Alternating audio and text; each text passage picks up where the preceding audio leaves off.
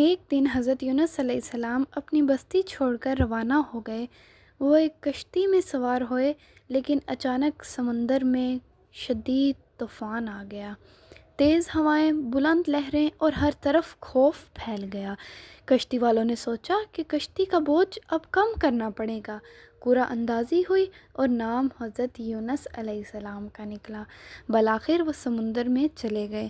اسی لمحے اللہ کے حکم سے ایک بہت بڑی مچھلی نے انہیں نگل لیا، لیکن حیرت کی بات یہ تھی کہ وہ مچھلی کے پیٹ میں بھی زندہ رہے۔ چاروں طرف مکمل اندھیرا تھا، سمندر کا اندھیرا، رات کا اندھیرا اور مچھلی کے پیٹ کا اندھیرا۔ اس مشکل ترین لمحے میں اللہ تعالیٰ سے حضرت یونس علیہ السلام نے دعا کی۔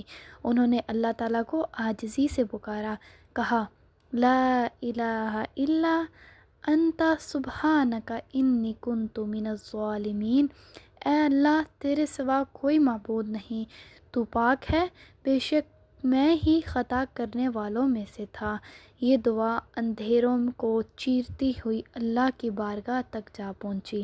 اللہ نے ان کی دعا کو قبول فرمایا تو مچھلی نے اللہ کے حکم سے حضرت یونس علیہ السلام کو ساحل پر پہنچا دیا۔